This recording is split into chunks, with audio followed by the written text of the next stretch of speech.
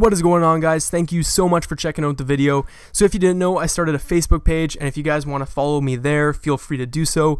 I'll leave a link to that in the description. I think it would be pretty cool if we could extend the MGTOW community outside of YouTube and onto Facebook. There really isn't any MGTOW content creator on Facebook, and so I'm going to try my best to upload stuff on here that's actually useful. You know, stuff like this quote here. You can never be wise and be in love, by Bob Dylan. Perfect quote. And if you guys can relate to that, leave a remark in the comments. I read all the comments anyways, so I'll know that you guys can identify with that. But apart from that, if you guys want to follow me there, feel free to do so. But let's get on to this article. All right.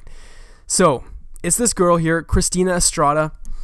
She was married to this Saudi billionaire. And just take a look at what she wants in her divorce payout. £1 million for clothes, £500,000 for cars, £26,000 for a mobile phone bill. And it continues, and it gets worse, honestly. 15 pairs of sunglasses, £4,000 budget for that. £23,000 for 6 casual handbags. £26,000 a year for mobile phone expenses. We already covered that one. $40,000 for a new fur coat, because that's essential. Everyone has to have a new fur coat. And it just continues, right? £83,000 for new cocktail dresses. But you guys get the idea. It's completely, this is all, it's bonkers. It's ludicrous. It doesn't make any sense.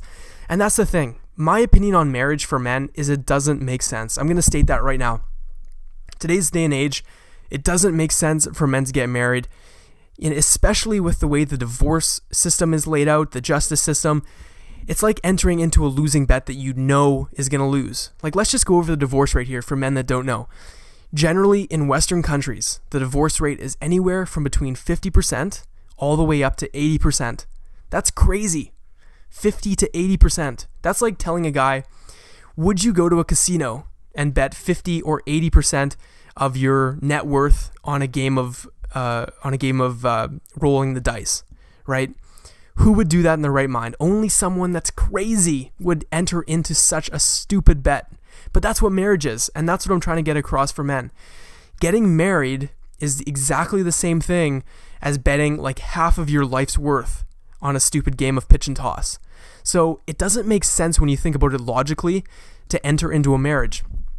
And the other thing I tell men who are wanting to get into a marriage, I say, think about it this way. What would you get out of a marriage that you wouldn't get otherwise? And there really is no good answer to that. The only argument that I can see kind of applies is when they say, well, it's better for raising kids and all this. But again, like, there's so many counter arguments to that even then it kind of rules it out. And there's other ways to raise children with two parents or parents in quotation marks, right? A male and a female in the house without getting married. There's ways to do that. There's ways around it. So even that argument is dubious, and it just doesn't make sense for men. It does not make sense for men. For women, it makes a lot of sense. Everything is in the favor of a woman for getting married. And that's why so many women will trick their partners, their boyfriends, into getting married. They'll fake a pregnancy. I've seen them do that. They'll trick their man into getting pregnant, so they'll poke holes in the condom. Like, they do all types of crazy stuff just to get pregnant because it's in their favor. And guys don't realize this. Guys do not realize that getting married is a losing game. And I think once men start to think about it logically, they might not do it. And that's why I wanted to show you this article, because it's an extreme example. I'll give you that. But it just goes to show that, just because you're a Saudi billionaire doesn't mean that you're immune from getting reamed out in the divorce court. But that's really all I have to say about that.